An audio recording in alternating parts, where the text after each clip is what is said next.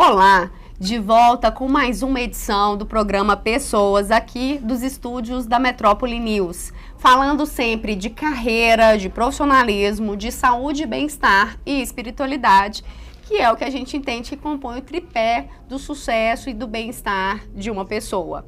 E agora nós vamos bater um papo mais que interessante junto com o doutor Jair Marcílio, ele que é advogado e sócio fundador do escritório Jair Marcílio Gonçalves Advogados Associados, especialista em Direito Tributário pelo Instituto Brasileiro de Estudos Tributários, com carreira há mais de 20 anos, e ele que foi diretor da Procuradoria Fazendária, está aqui para falar sobre carreira e mercado profissional no âmbito da advocacia. Doutor Jair, obrigada pela presença e participação aqui. Obrigado, é um prazer estar aqui com vocês, falando sobre um assunto assim tão interessante. Vamos começar falando quem é o advogado dos tempos, né, do mercado atual? Vamos. O advogado do mercado atual é o advogado que, além de estudar muito, de se dedicar, de gostar daquilo que faz, é o advogado que tem que ter uma noção de marketing, de mercado, é o advogado que tem que construir um bom relacionamento. Não podemos ter aquele profissional que é um excelente, é um estudioso, mas sem nenhum relacionamento externo. Porque, afinal de contas, o direito é um instrumento de pacificação social. Perfeito. Portanto, ele precisa necessariamente ter um bom contato. Para mim, esse é o profissional do momento. Certo. E a gente está falando, então, de características. Essas seriam as principais características? Teriam mais algumas desse profissional do mercado para atender as demandas do mercado atual? Ano passado eu mencionei, né, que o advogado ele precisa de gostar daquilo que faz. E por que ele precisa gostar? E aí eu estou falando de advogado porque é advogado, mas qualquer profissional tem que gostar daquilo que ele faz. O direito é bastante exigente. Às vezes você dorme com um problema e você sonha com ele, você trabalha com ele ali durante a noite, no dia seguinte eu encontrei a alternativa, encontrei a solução. Então, se alguém faz aquilo que ele não gosta, isso para ele é uma morte. É um sacrifício, né? Sacrifício, né? No entanto, para você que gosta, nossa, encontrei aqui a alternativa, que maravilha.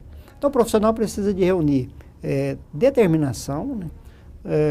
Estudos, conhecimento do mercado e um bom relacionamento. E o senhor considera que hoje, que atualmente a demanda está para uma especialização maior desse profissional no setor da advocacia, especialmente falando aqui? Sem dúvida, sem dúvida. E a especialização não só aquela, eu vou chamar de especialização intramuro, né, que você vai lá e faz um curso lá em São Paulo, alguns fazem na França, não só aquilo, mas você interagir realmente com o mercado, buscar aquela prática, encarnar na prática aquela teoria que você está vendo lá fora.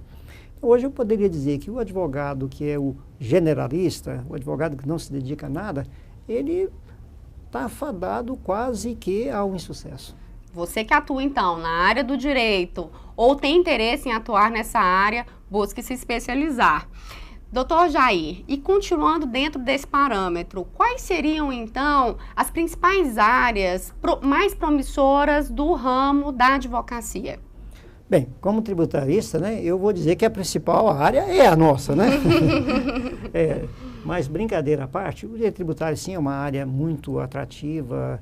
O tributo existe desde que o homem se tornou, né, homem social. Então, é uma área muito, muito carente, precisa e vai ter sempre problema na área tributária, por mais que as leis alterem, por mais que o sistema de arrecadação simplifique, ainda que venha algum dia uma reforma tributária, né, que a gente espera que venha, né, ainda assim é um campo muito promissor. Mas você tem, como eu dizia agora há pouco, né, os crimes de longa distância na área penal que eu não gosto, os crimes tributários, você tem... no aspecto econômico, você tem uma infinidade de áreas. Advocacia internacional, inclusive, Advocacia internacional. É uma demanda latente hoje. A demanda hoje, o que cresce de exportação hoje, de Goiás, por exemplo, né? Goiás cresce até acima da média, né? Nós sabemos disso. É verdade. Então, a demanda por profissionais dessa natureza, dessa especialização, é muito grande. Tá certo. E nós vamos falar também sobre as principais dificuldades e facilidades do segmento da advocacia. Mas antes eu quero convidar você a conhecer um pouquinho das empresas que investem em pessoas. Foi legal o jogo, né? Alô? Oi, cadê você? A gente não ia se encontrar? Coca-Cola Zero apresenta O Impossível é Possível. Uau, bonito vestido, hein? Mudança de planos, baby. Acesse o site e viva o impossível. Coca-Cola Zero é possível. Isso que você vê e vive já é passado. Veja, viva e adquira o novo. JCB é a máquina. Você só encontra na Locagin. Mais uma máquina JCB. Novidade. Só a JCB tem. Direção independente nas 4 rodas. Única do mercado. Cabine fechada com ar-condicionado. Sistema de segurança do retro. Banco giratório de 180 graus. Uma máquina diesel sem HP. Essa máquina você encontra na concessionária Locagin JCB.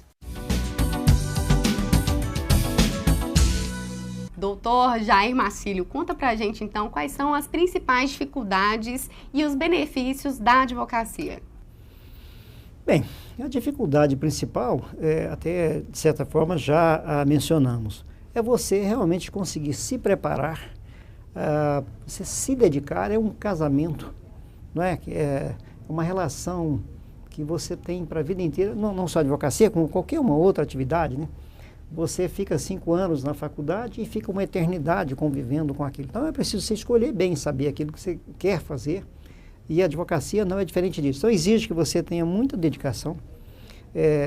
Enquanto muita gente está lá preocupado com segundas alternativas, lá você está focado, você está centrado em alguma coisa que você quer saber, que você quer descobrir, que você quer conhecer cada vez mais. Isso sim é uma dificuldade.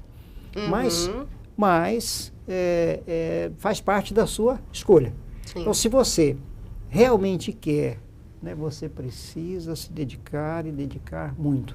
Até porque as leis, elas mudam constantemente, né? Se atualizam e mudam mesmo. A título de exemplo, na minha área, além da mudança, tem a mudança de interpretação. E aqui vale um exemplo.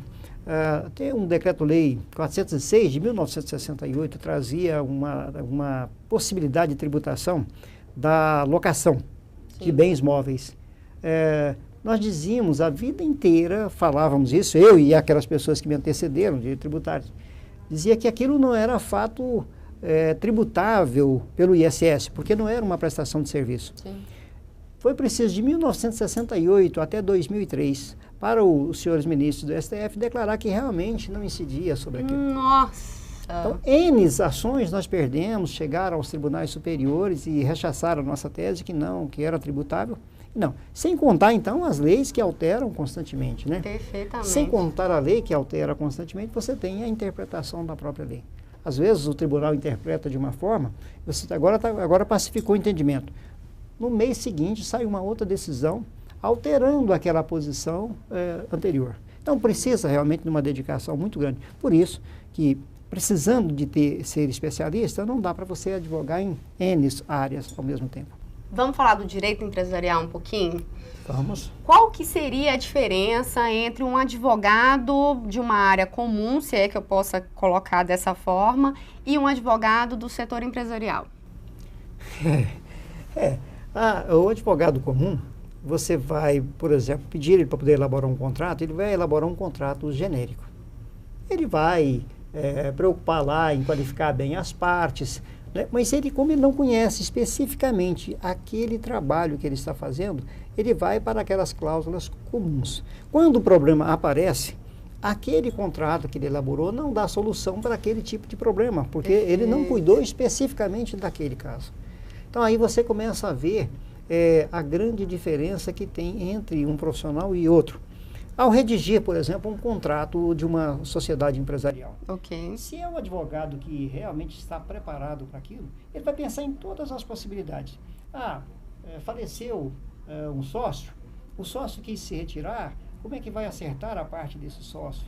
Enquanto às vezes ele foi interditado, a empresa cresceu mais, ela previa trabalhar numa área, agora está atuando numa outra, todas essas situações estarão previstas. Uma série de especificações precisam ser atendidas, né? Precisam ser atendidas. E aquele que não está trabalhando especificamente na área, vamos dizer, ele não está impossibilitado de fazê-lo, mas ele vai ter muito mais dificuldade e a possibilidade dele errar aí é bem maior.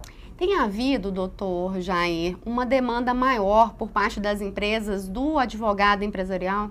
Sem dúvida, né? Ainda mais no estado de Goiás, que é um estado que cresce muito, né? Como dissemos aí, não estou aqui fazendo propaganda de nenhum, né? Mas verdade, é o fato, né? Ninguém pode negar, né? É fato. Goiás cresce bem acima da média nacional, né? Nós temos crescido bastante e Goiás tem crescido muito mais.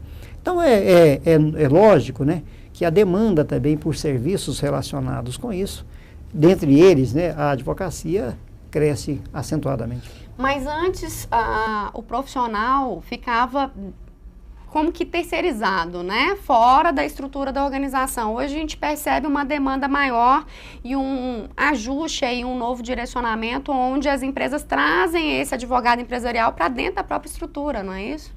Então, hoje você vai ver um sistema que eu vou chamar de um sistema híbrido. Você tem dentro da sua estrutura um advogado. Mas esse advogado, por sua vez, ele não pode ser especialista em tudo. Voltamos àquela... Ele vai fazer o quê? Ele vai fazer aquele direcionamento, aquela orientação geral.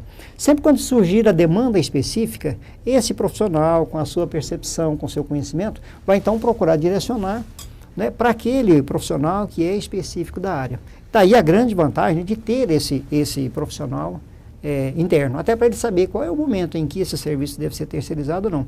Também, de outra forma, não dá para você contratar vários especialistas. Tá certo. Eu tenho um problema tributário agora, depois eu tenho um problema trabalhista, eu tenho um problema de uma outra área qualquer. Que podem surgir e na empresa. Aquele advogado, ele vai compreender o momento em que ele vai atuar e o momento em que a atuação dele reside na orientação para que ele procure o especialista. Tá aí, doutor Jair Marcílio trazendo uma discussão riquíssima aqui junto com a gente. Queremos agradecer a sua participação aqui. Muito obrigado. Sempre que puder ser útil, estarei aqui com vocês. Contaremos com o senhor.